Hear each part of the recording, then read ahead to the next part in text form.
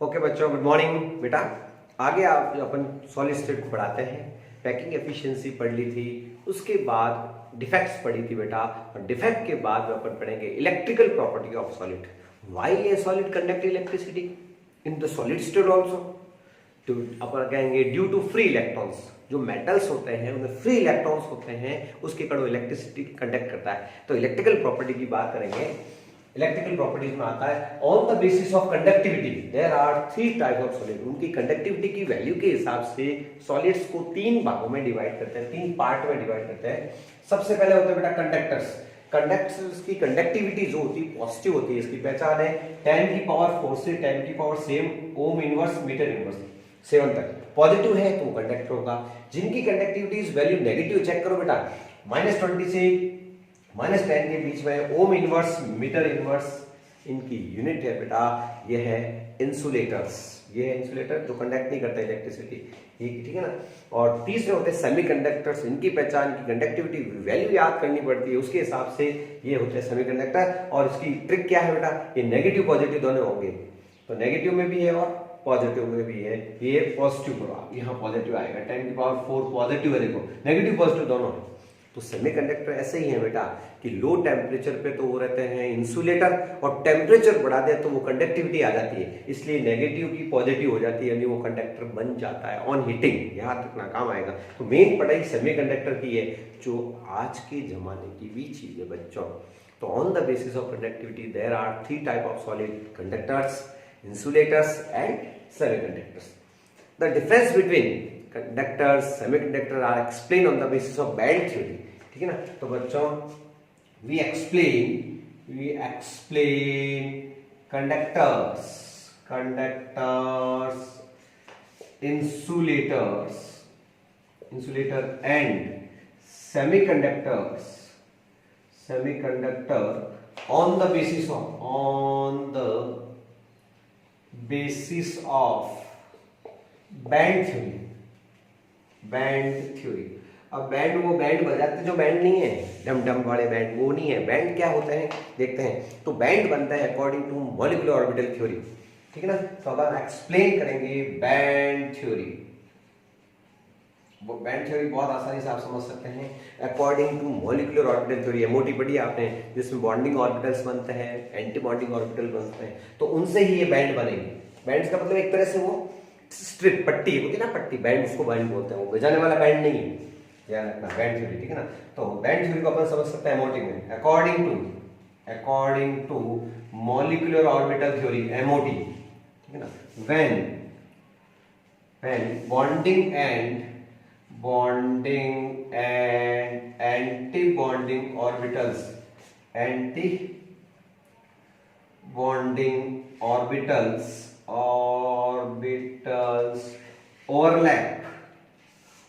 overlap to each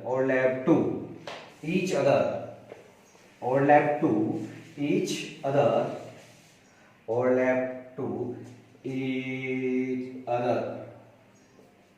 then they are formed bands। बहुत simple सी बात है, बैंड बनना सिखा देता हूँ कि ये है आपके एमओटी का बॉन्डिंग, ये तो हो गया एटॉमिक ऑर्बिटल, जानते हो आप, ये है एटॉमिक ऑर्बिटल, ठीक है ना। बैंड बनना सीखना। और जब मिलते हैं तो अपन ने पढ़ा ये होती है एनर्जी, याद कीजिए। जब एटॉमिक ऑर्बिटल्स कंबाइन होते हैं तो बच्चों क्या बनता है, मॉलिक्यूलर ऑर्बिटल बनता है। क्या बनता है, तो याद कीजिए ये कौन सा है बेटा, नीचे वाला है तो बॉन्डिंग, जिसको सिग्मा से कहते हैं, सिग्मा बॉन्डिंग, और ऊपर वाला होता है सिग्मा स्टार, इसको क्या बोलते हो, एंटी बॉन्डिंग। क्या बोलते हैं। और बीच में जो बनते हैं उनको क्या बोलते हैं बच्चों, मॉलिक्यूलर ऑर्बिटल्स। क्या बोलते हैं, मॉलिक्यूलर ऑर्बिटल। तो प्यारे बच्चों जब दो मिलते हैं, यहाँ भी 1s वाला मान लीजिए 1s, तो दो ही बने। और मान लीजिए 10 मिलेंगे तो 10 ही बनेंगे, और हजारों मिलेंगे, बहुत सारे मिलेंगे तो बहुत सारे बनेंगे। और बहुत सारे बच्चे मान लो बैठे हो क्लास में, तो पास पास बैठना पड़ता है। कम है तो दूर बैठ सकते हो, लेकिन बहुत सारे को पास पास बैठना है, तो अपन लिख देते हैं n1s1, बहुत सारे। इधर भी n का मतलब है बहुत सारे बॉन्डिंग भी है, एटॉमिक ऑर्बिटल है, तो बहुत सारे मॉलिक्यूलर ऑर्बिटल बनने पड़ेंगे बेटा। तो बहुत सारे को दिखाना है n, NMOs दिखाना है तो ये बॉन्डिंग बॉन्डिंग वाले पास आ जाएंगे, बॉन्डिंग बॉन्डिंग बॉन्डिंग बॉन्डिंग, ये एंटी बॉन्डिंग वाले हो जाएंगे पास। तो इनको पास पास आना पड़ेगा और पास पास आने से क्या होगा, एक बैंड बन जाएगा, ये है बैंड। तो बैंड कैसे बना है, बहुत सारे ऑर्बिटल्स हैं, ये बहुत सारे, n का मतलब है, और एक बैंड बन गया, ये होता है बैंड, स्ट्रिप टाइप बन गया। अब यदि इलेक्ट्रॉन्स इसमें भरे हुए हैं, सारे भरे हुए हैं, यदि बॉन्ड्स पूरा भरा हुआ है तो उसमें आप चल सकते हो क्या, पूरा कमरा भरा हुआ है, आपको क्या चलो, तो आप चल नहीं सकते। तो कंप्लीटली फिल्ड है, यदि फिल्ड ऑर्बिटल है तो उसको, फिल्ड को अपन कहेंगे नॉन कंडक्शन बैंड। क्या कहेंगे, नॉन कंडक्शन बैंड। जैसे ये पट्टी और पूरी भरी हुई है, ये कमरा है, ये पूरा भरा हुआ है, ये नॉन कंडक्शन हो गया। और ये डिब्बा देखो आप, ये पूरा खाली पड़ा है या आधा खाली है, खाली कमरा है तो मैं चल सकता हूँ, जैसे यहाँ चल सकता हूँ इजीली, तो वो हो गया आपके कंडक्शन। क्या हो गया, ये आधा, ये भी कंडक्शन है। तो ऐसे बैंड्स को, ये तो है आपके नॉन कंडक्शन बैंड है ना बेटा, और आधा भरा हुआ है तो उसका नाम है कंडक्शन बैंड, या पूरा खाली है तो उसका नाम क्या है, कंडक्शन बैंड। तो on the basis of bands we explain the band theory and we explain the conductors, insulators and semiconductors. Then we draw the diagram of band, conductance, conductors, insulator and semiconductor का diagram बना देते हैं। लेकिन basic फंडा है, according to molecular orbital theory bands are form here. Okay, अब बनाते हैं अपन बैंड डायग्राम, बहुत आता है बोर्ड एग्जाम में और फिजिक्स में भी आपके काम आएगा। ये केमिस्ट्री के जो बैंड बता रहा हूँ ये फिजिक्स में भी काम में आने हैं। तो सबसे पहले बेटा कि ऐसे कंपाउंड जिसमें बैंड जो आधा भरा हुआ है या फिर दो बैंड है बहुत पास पास में। अब मैं क्या कर रहा हूँ कि एक को तो मैं पूरा भर दिया, देखो मैंने नीचे से, और मैंने कहा था भरा हुआ यदि बैंड है तो उसको कहेंगे नॉन कंडक्शन बैंड। आप चल नहीं सकते, कंडक्शन मतलब चलना, तो इसका तो नाम दूंगा मैं नॉन कंडक्शन बैंड।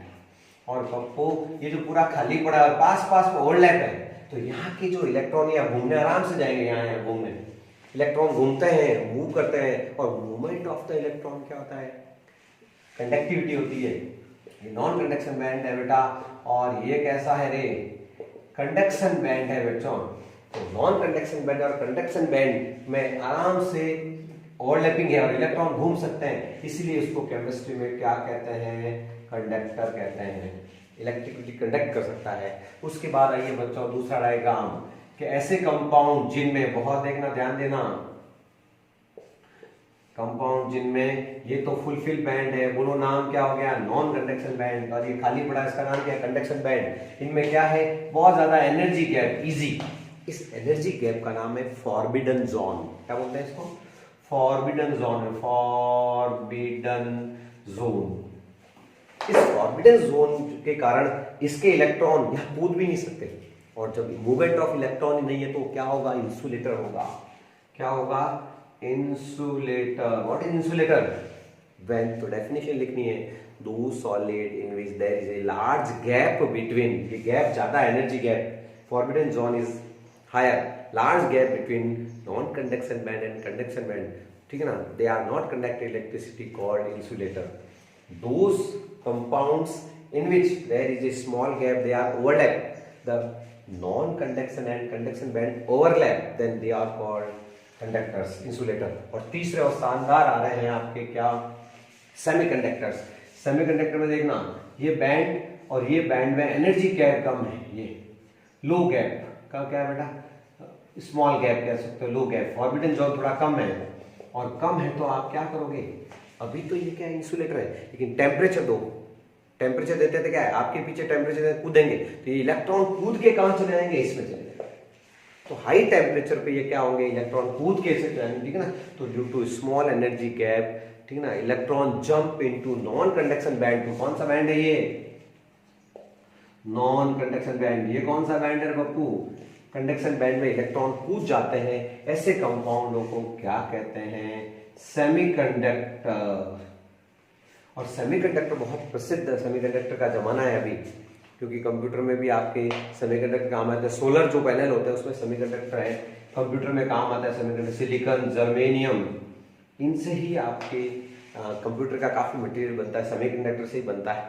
तो बेटा सिलिकॉन, जर्मेनियम प्योर सेमीकंडक्टर होते हैं, जो लो टेम्परेचर पे तो क्या होते हैं, इंसुलेटर। तो डेफिनेशन अब हम मेन पढ़ाई इसकी करेंगे। और ये डायग्राम क्या कहलाता है, बैंड डायग्राम, बैंड थ्योरी भी कहते हैं इसको, ठीक है ना। तो अब आप डेफिनेशन लिखेंगे सेमीकंडक्टर की। तो क्या है बच्चों सेमीकंडक्टर की definition,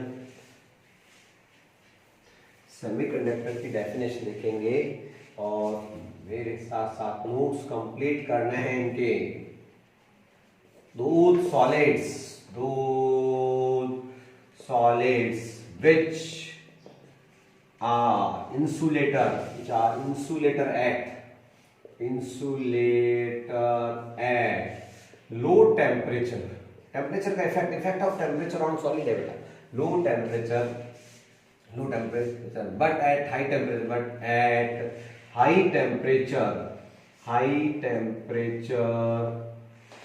temperature due to less energy gap, less Eg का मतलब क्या, energy gap, less energy gap between conduction band and पहले लिख दो आप non conduction band and conduction band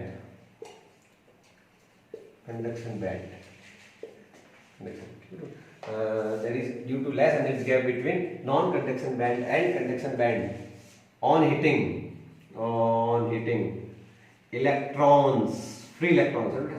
free electrons jump into conduction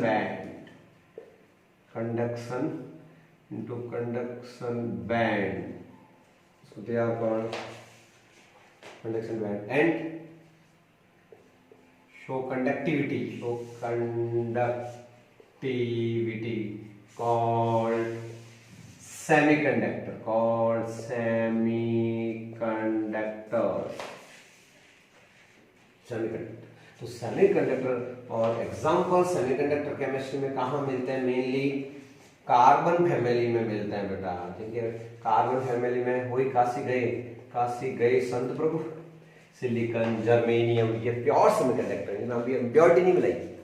अब अपन इनके अंदर सेमीकंडक्टर को और अच्छा बनाने के लिए अपन इनकी डोपिंग करेंगे, या अपन क्या करेंगे, इम्प्योरिटी इसमें मिक्स की जाएगी। तो हाँ बेटा, तो सेमीकंडक्टर देखा था कि लो टेम्परेचर पे तो इंसुलेटर होता है और हाई टेम्परेचर वो कंडक्ट करता है इलेक्ट्रिसिटी। अब वो होते हैं कार्बन फैमिली के अपने, और वो होते हैं प्योर। तो प्योर जो होते हैं बेटा, उसमें बाहर से कुछ नहीं मिलाते हैं, तो इंट्रिंसिक सेमीकंडक्टर बोलते हैं प्योर। ये होते हैं सिलिकॉन और जर्मेनियम। लेकिन बाहर से अपन क्या करेंगे बेटा, इम्प्योरिटी मिलाएंगे। क्या होता है बेटा कि शुद्ध चीज कभी कभी हजम नहीं होती, तो बाहर से इम्प्योरिटी मिला करके उसकी कंडक्टिविटी को इंक्रीज करेंगे, फायदा कुछ होगा, वो फायदे के लिए इम्प्योरिटी मिलाते हैं बेटा। और उस इम्प्योरिटी मिलाते हैं उसको मैंने कहा था आपको डोपिंग कहा जाता है, डोप करेंगे उसका। कोई खिलाड़ी होते हैं ना डोपिंग टेस्ट में, होते हैं ना ओलंपिक वगैरह में, क्या होता है कि वो बाहर से एस्टेरॉइड्स दवाएं लेकर के दौड़ लेते हैं, एक्स्ट्रा ताकत, बाहर से कोई चीज मिलाते हैं तो वो एक तरह से इम्प्योरिटी डोपिंग होती है। यहाँ इलेक्ट्रॉन बाहर से कुछ मिलाएंगे, अपन इम्प्योरिटी मिलाएंगे, उसको डोपिंग बोलते हैं। तो क्या लिखेंगे, द कंडक्टिविटी ऑफ, क्यों करते डोपिंग पूछेंगे तो क्या होता है देखना, the conductivity of semiconductor increased by adding A impurity, this process is called doping. तो व्हाट इज द डोपिंग, बाहर से इम्प्योरिटी मिलाने के प्रोसेस को क्या कहते हैं, डोपिंग कहते हैं। अब इम्प्योरिटी हमारे पास दो तरह की है, तो सेमीकंडक्टर भी दो तरह के बनेंगे, कौन से, extrinsic semiconductor are classified into categories, n type और पी टाइप। देखते हैं आइए। तो यदि अपन इलेक्ट्रॉन रिच इम्प्योरिटी मिलाते हैं, रिच का मतलब है धनवान, यहाँ कोई धनवान तो मतलब कोई है नहीं, इलेक्ट्रॉन्स ज्यादा होने चाहिए, और वो फैमिली है, ये तो कार्बन फैमिली, और उसकी अगली फैमिली कौन सी, नाइट्रोजन फैमिली। उसका इलेक्ट्रॉनिक कॉन्फ़िगरेशन कौन सा होगा, नाइट्रोजन फैमिली देख लीजिए, न्यूजीलैंड, पाकिस्तान, ऑस्ट्रेलिया सब दिखे। और इसका कॉन्फ़िगरेशन क्या है, NH2NP3। वैलेंस शेल में इलेक्ट्रॉन देखो कितने हैं, 5 इलेक्ट्रॉन। और कार्बन फैमिली में कितने होते हैं, 4 होते हैं। सिलिकॉन ले लेते हैं, यहाँ डायग्राम समझ में आ रहा है। सिलिकॉन के वैलेंस शेल में 4 इलेक्ट्रॉन है, 1 इलेक्ट्रॉन है, 2 3 4 वैलेंसिया मिला, तो ऐसे अपन, ये तो है प्योर सेमीकंडक्टर। देखना बेटा, इसके अंदर इम्प्योरिटी मिलाने की तैयारी कर रहा हूँ, एक इम्प्योरिटी है, इसमें से कोई भी मिला दो, ये सारे इलेक्ट्रॉन रिच है, पूरी फैमिली, न्यूजीलैंड, पाकिस्तान, ऑस्ट्रेलिया, सब बीके, इसमें से आपकी इच्छा हो जो इम्प्योरिटी मिला दो। क्वेश्चन पूछता है एग्जाम में, क्या होगा जब what happens when we mix the phosphorus, arsenic, या फिर सीधा कहते हो यदि 15 ग्रुप की आगे वाले ग्रुप की इम्प्योरिटी मिलाएंगे, एक इलेक्ट्रॉन एक्स्ट्रा है, रिच है, ये देखो कहाँ है, या तो मैं 4 वैलेंस है, 1 2 3 4, इसके पास 3 और 2 5 है, एक ज्यादा है ना, तो कोई भी इम्प्योरिटी इसमें से मिला दो, मैं मान लीजिए फास्फोरस मिला देता हूं, तो 4 तो शेयर कर लेंगे बेटा, लेकिन ये 5वां फ्री पड़ा है बेटा, ये फ्री इलेक्ट्रॉन है, क्या है, फ्री इलेक्ट्रॉन है। Due to free electron it is called n type of semiconductor. आपसे पूछेंगे कि जब रिच इंप्योरिटी मिलाते हैं तो कौन सा सेमीकंडक्टर बनेगा, एन टाइप का बनेगा, n for negative type of semiconductor, कौन सा बनेगा, एन टाइप का, मतलब क्या हुआ, नेगेटिव टाइप ऑफ सेमीकंडक्टर। बढ़िया डायग्राम देखे, इसलिए थोड़ा इसको बड़ा बनाते हैं। ये सिलिकॉन है और 4 वैलेंस सिलिकॉन की होती है, वैलेंस में 4 इलेक्ट्रॉन है। ये मैंने गोला इसलिए लगाया है कि आपको बताइए फास्फोरस इंप्योरिटी, और फायदा क्या हुआ कि फ्री इलेक्ट्रॉन्स आ गया, और फ्री इलेक्ट्रॉन से फायदा क्या है, कंडक्टिविटी बढ़ेगी, इसलिए तो हमने डोपिंग की है। तो ये है इलेक्ट्रॉन रिच इंप्योरिटी। क्या होगा जब, what happens when electron rich impurity mixed, answer होगा N type of semiconductor form. N type का सेमीकंडक्टर बनेगा, फिजिक्स में भी आएगा आपके। एन टाइप का सेमीकंडक्टर कब बनेगा, जब इलेक्ट्रॉन रिच इंप्योरिटी, आगे के ग्रुप की इंप्योरिटी मिलाओगे तो एन टाइप का। पीछे की ग्रुप ले लो, इसमें यदि आप 13 ग्रुप की इंप्योरिटी मिलाते हो पीरियोडिक टेबल से, 13 ग्रुप कौन बता रहा है, 13 ग्रुप होता है बैंगन, आलू, गाजर, इंथेला, आलू, गाजर, इंथेला। अच्छा, इसमें से कोई भी इंप्योरिटी, इंडियम मिलाओ, थैलियम मिलाओ, गैलियम मिलाओ, एल्यूमिनियम, कोई भी, इनका कॉन्फ़िगरेशन क्या है, NH2Np1, वैलेंस में इलेक्ट्रॉन 3 है टोटल, है ना, और अपने कार्बन फैमिली में 4 है, ये प्योर है अभी तो। कोई सिलिकॉन है, वैलेंस में 4 इलेक्ट्रॉन है, दिखा दिए, कोई दिक्कत नहीं है, आप मेरे साथ साथ डायग्राम बनाइए। एक इंप्योरिटी इच्छा हो जो ले लो, इनकी इलेक्ट्रॉन वैलेंस सेल में यहाँ तो है 4, कहाँ है, 1 2 3 4, इनके पास है 3, बेचारे के पास। ये एल्यूमिनियम की इंप्योरिटी मिला देते हैं, एल्यूमिनियम मिला देते हैं, 1 2 3 तो प्योर है, लेकिन चौथा देखो होल बनाओ, खाली होल, ये खड्डा है लेकिन अंदर इलेक्ट्रॉन नहीं है, ये होल है, ये पॉजिटिव होल कहलाएगा। जब इलेक्ट्रॉन्स की कमी होती है तो कौन सा चार्ज आता है, पॉजिटिव चार्ज, इसको बोलते हैं पॉजिटिव होल, पॉजिटिव होल। और पॉजिटिव होल बन गया है तो प्यारे बच्चों अब क्या डरने की जरूरत है रे, इसको कहते हैं पी टाइप ऑफ सेमीकंडक्टर। जब इलेक्ट्रॉन डेफिशिएंट इंप्योरिटी मिलाई जाएगी तो कौन सा सेमीकंडक्टर बनेगा, पी टाइप का बनेगा, या लिख दूंगा p type of semiconductor, p type का सेमीकंडक्टर बनेगा। ये है बच्चों एन टाइप और पी टाइप। तो there how many types of the semiconductor on the basis of doping, impurity मिलाने के हिसाब से एन टाइप का बनेगा और पी टाइप का। पी टाइप का कब बनेगा, जो पीरियोडिक टेबल के पहले के ग्रुप की, यानी 14 ग्रुप में 13 मिला रहे हैं तो इलेक्ट्रॉन की कमी है, और इलेक्ट्रॉन की कमी से पॉजिटिव चार्ज आता है तो पॉजिटिव होल बनता है। अब बताओ इसमें फायदा क्या हुआ, ये होल बन गया, ये इलेक्ट्रॉन यहाँ जाएगा, यहाँ होल बन जाएगा, इसमें होल चलेंगे, एक तरह से होल चलेंगे, पॉजिटिव होल, और इसमें इलेक्ट्रॉन मूव करेंगे बेटा, आपके इलेक्ट्रॉन। ये है एन टाइप ऑफ सेमीकंडक्टर और ये है पी टाइप ऑफ सेमीकंडक्टर। और सेमीकंडक्टर्स को मिलाते हैं तो डायोड बनते हैं, और फिजिक्स में बहुत डिटेल पढ़ाई आप करने वाले हो, इनकी बहुत डायग्राम बनेंगे। एन टाइप और पी टाइप के सेमीकंडक्टर्स को जब मिलाते हैं तो एनपी जंक्शंस बनते हैं, और एनपी जंक्शंस क्या काम आते हैं, ऑल्टरनेटिंग करंट, एसी करंट को डीसी करंट में कन्वर्ट करते हैं। तो प्यारे बच्चों नोट पॉइंट लगाया जाए, n type and p type of semiconductors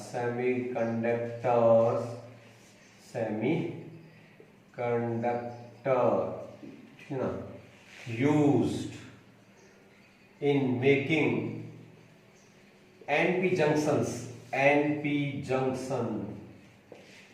which are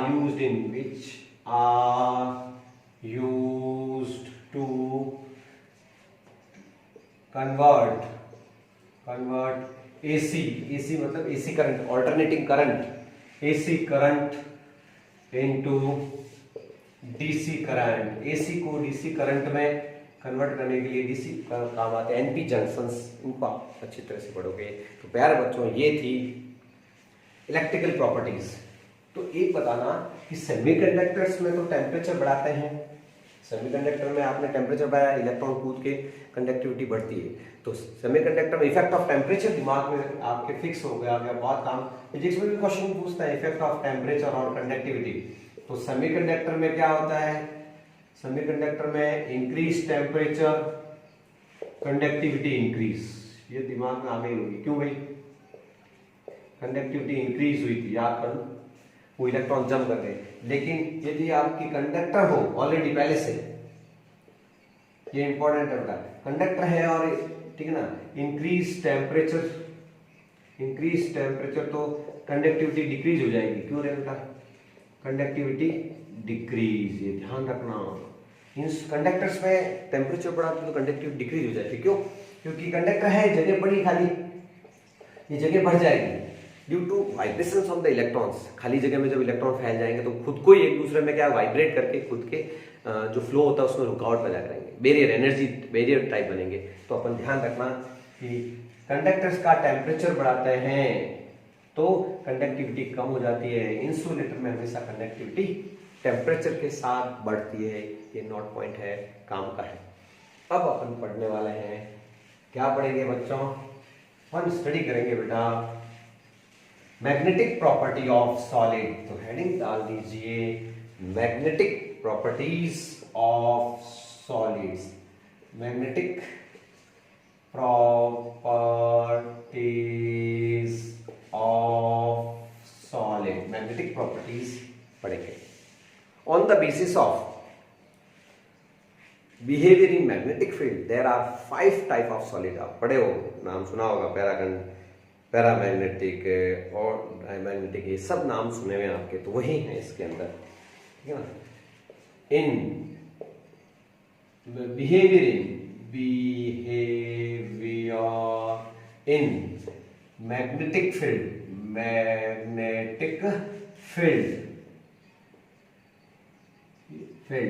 there are 5 type of solid। 3 type तो आपको नाम सुने ना बेटा, 5 तरह के होते हैं टोटल। 5 तरह के कौन कौन से, सबसे पहले आप शुरू करेंगे अपने पैरामैग्नेटिक से, पैरामैग्नेटिक। दूसरा आपने सुना होगा डायमैग्नेटिक, ये तो आपके सुने नहीं है। पैरामैग्नेटिक कौन होता है, वन पेड इलेक्ट्रॉन वाला, डायमैग्नेटिक। तीसरा होता है फेरोमैग्नेटिक, FERRO, फेरो मैग्नेटिक। चौथा पढ़ोगे आप, ये होता है फेरोमैग्नेटिक, एंटी फेरोमैग्नेटिक।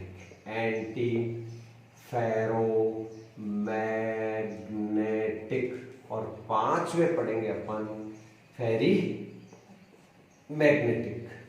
तो बच्चों फेरो और फेरोमैग्नेटिक में भी डिफरेंस हमको पता चलेगा। तो इसकी एक छोटी सी टेबल बनाते हैं, इसके लिए आप रेडी हो जाइए। हाँ बेटा, मैग्नेटिक फील्ड में बिहेवियर के हिसाब से सॉलिड्स देख रहे हैं अपन कि मैग्नेटिक फील्ड में बिहेवियर के हिसाब से सॉलिड 5 टाइप के थे। 3 तो अपन डायग्राम कैसे देख सकते हैं। ये टेबल आपको अपने फिजिक्स में भी काम में लेनी, मैग्नेट वाले चैप्टर में बेटा। ये है मैग्नेट का 2 पोल होते हैं, कौन कौन से, नॉर्थ और साउथ। और ये है सब्सटेंस, मान लो पड़ा है। यदि मैग्नेटिक फील्ड जो किधर से किधर चलता है, नॉर्थ से साउथ, मैग्नेटिक फील्ड को यदि ये रिपेयर कर दे, दूर भाग रहे हैं, देखो मैग्नेटिक फील्ड को बेचारे को धक्का दे रहे हैं, तो ऐसे कंपाउंड जो मैग्नेटिक फील्ड को अपोज करते हैं वो डायमैग्नेटिक होते हैं। तो those compounds which are opposed, which oppose magnetic field, magnetic field को क्या कर रहे हैं बेटा, धक्का दे रहे हैं, दूर भाग रहा है magnetic field, called diamagnetic. Diamagnetic वो होता है जो मैग्नेटिक फील्ड को अपोज करता है, रिपेल करता है। अब ये मैग्नेट ले लो, ये नॉर्थ पोल है, ये साउथ पोल है, ये सब्सटेंस है। मैग्नेटिक फील्ड को जो अट्रैक्ट करते हैं, तो those compound which are attract the magnetic field, those compounds which attract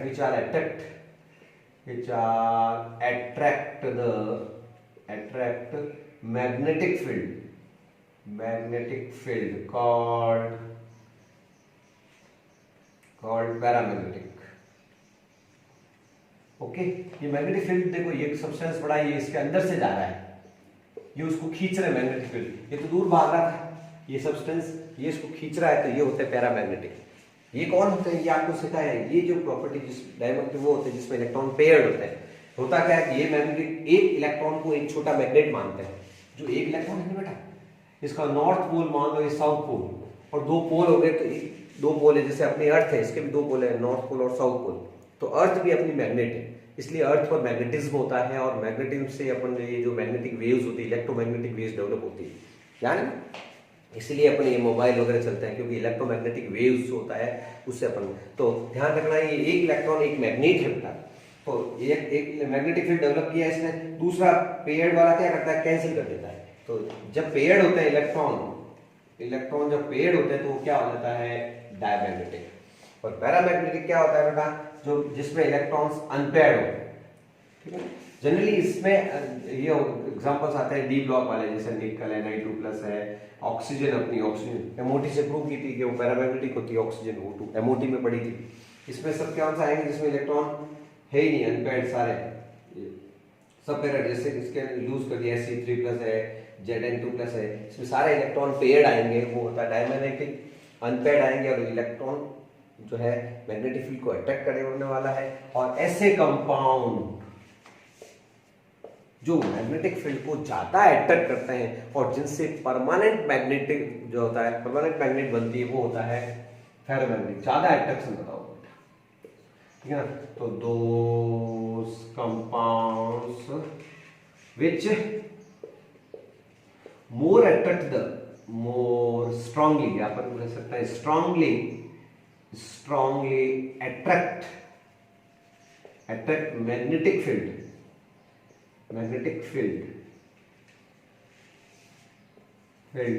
called ferromagnetic substance, ferromagnetic substance। बच्चों डिफरेंस पूछेंगे, ये भी मैग्नेटिक फील्ड को अट्रैक्ट करता है, ये भी अट्रैक्ट करता है, लेकिन इसमें क्या होता है, मैग्नेटिक फील्ड हटा लिया तो मैग्नेटिज्म खत्म हो जाएगा। मैग्नेटिक फील्ड हटा लो आप तो उसमें मैग्नेट नहीं रहेगी, इसमें मैग्नेटिक फील्ड हटाने के बाद भी मैग्नेटिज्म रहता है, तो अपन कहेंगे इससे परमानेंट जो मैग्नेट बनती है, चुंबक बनती है, वो मैग्नेट, वो किससे बनती है बेटा, ferromagnetic substance.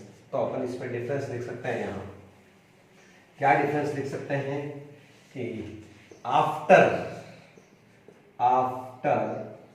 Removal of magnetic field they behave like a magnet, मतलब मैग्नेटिक में हटा लो फिर भी मैग्नेट की तरह बिहेव करते हैं। और इसमें आएगा after removal of magnetic field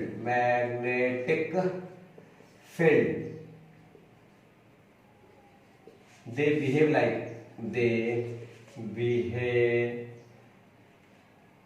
behave like simple substance. Magnetism खत्म हो जाएगा, डिस्ट्रॉय, मैग्नेटिज्म डिस्ट्रॉय हो जाएगा। यहाँ लिख देंगे अपन मैग्नेटिज्म डिस्ट्रॉय, मैग्नेटिक फील्ड खत्म हो जाएगा बच्चों, उसका रहेगा। ये डिफरेंस है। इसके एग्जांपल्स आप लिख दीजिए, फिकोनी, आयरन, कोबाल्ट, निकल। याद करने का तरीका क्या है, फिकोनी, आयरन, कोबाल्ट, निकल। और क्रोमियम ऑक्साइड, ये शानदार कैसे है बेटा, ये फेरोमैग्नेटिक सब्सटेंस है बच्चों। अब वापस ferromagnetic can further classify in anti ferromagnetic and ferrimagnetic. आगे और देखते हैं classification. On the basis of arrangement of the electrons, electron के जो group of electron known as domains. तो on the basis of, note point लगाएंगे, on the basis of arrangement of domains, on the basis of arrangement of domains. क्या होते हैं domains, domain क्या होता है बेटा, ग्रुप ऑफ इलेक्ट्रॉन, क्या होता है, ग्रुप ऑफ इलेक्ट्रॉन जो होता है उसको होता है domain. They are classified in three class. तो एक क्लास तो वही है, डोमेन्स मतलब इलेक्ट्रॉन के हिसाब से इस डायग्राम को आप समझ लीजिए, आपका काम हो जाएगा। ये डायग्राम थोड़ा छोटा कर देते हैं और तीसरा डायग्राम अपन यहाँ बना लेते हैं।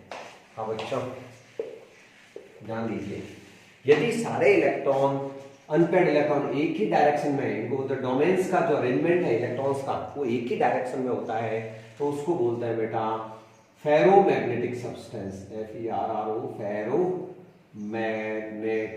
याद रखना फेरोमैग्नेटिक, और एग्जांपल भी मैंने बता दिए थे, Fe, कोबाल्ट, निकल, क्रोमियम ऑक्साइड।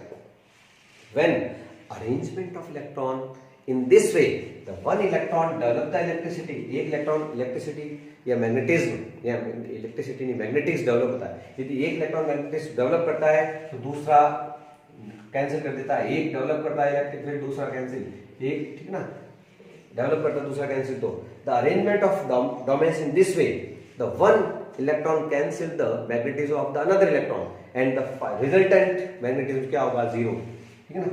तो ये क्या होता है बेटा, जिसमें रिजल्टेंट मैग्नेटिज्म जीरो होता था, आपको लिख देना है the arrangement of domains in that way, they cancel the magnetism of each other, known as anti ferromagnetic substance, anti ferromagnetic substance. Main examples board में पूछते हैं, इसमें मैग्नीज के सारे ऑक्साइड आएंगे, MnO, MnO2, MnO2, मैग्नीज के सारे oxide इसमें आएंगे बेटा। और तीसरे अपने शानदार है फेरी सब्सटेंस। फेरी का मतलब है स्मॉल मैग्नेटिज्म होगा। फेरो अच्छे होते हैं बेटा। फेरी में क्या होता है कि दो जनों ने मैग्नेटिक फील्ड डेवलप किया, दो इलेक्ट्रॉन मैग्नेटिक डेवलप, लेकिन एक कैंसिल कर देता है, तो रिजल्टेंट क्या हुआ, दो जने एक तरफ खींच रहे हैं, एक तरफ वापस खींच रहा है, तो थोड़ा तो खींचेगा, तो वो वाली बात है। दो कदम आगे चले, एक कदम पीछे आए, तो एक कदम तो आगे चले, तो बस कुछ मैग्नेटिक फील्ड रहेगा। तीन जनों ने मैग्नेटिक फील्ड डेवलप किया एक ही डायरेक्शन, दो कैंसिल कर देंगे, तो रिजल्टेंट जो होता है फाइनल मैग्नेटिज्म कैंसिल नहीं होगा। जिसमें लेस अमाउंट ऑफ मैग्नेटिज्म होता है वो होता है फेरी magnetic substance.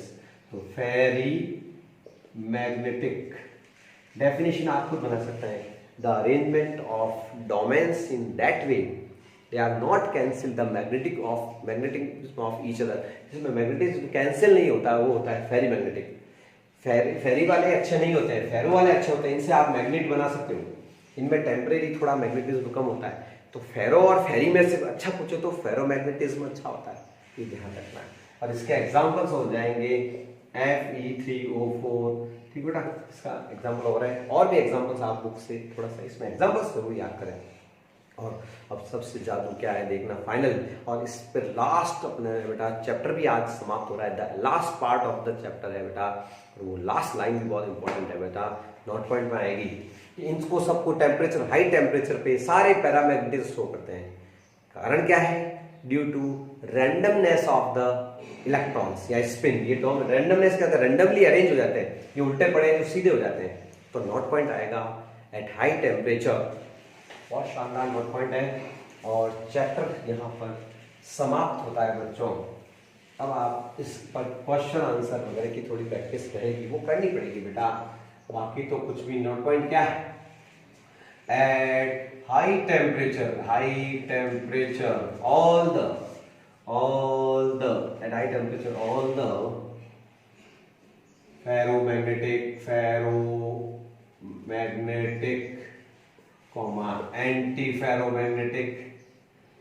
Antiferromagnetic and ferrimagnetic substance convert into paramagnetic substance.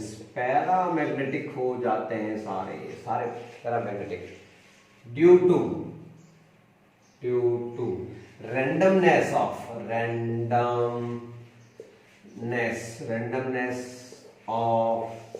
spins। Spin क्या बोलते हैं बेटा, randomness of spin, या फिर डोमेन, रैंडमनेस ऑफ डोमेन्स, जो इलेक्ट्रॉन्स है वो सीधे हो जाते हैं और वो मैग्नेटिज्म आ जाता है उनमें। एंटी वाला भी आपके क्या बना सकता है, तो रैंडमनेस ऑफ स्पिन्स के कारण वो मैग्नेटिक फील्ड आ जाता है। और ज़्यादा गर्म कर दोगे तो हाई टेम्परेचर पे, कुछ टेम्परेचर भी बहुत ज़्यादा टेम्परेचर खत्म कर देते हो तो मैग्नेटिज्म खत्म हो जाता है।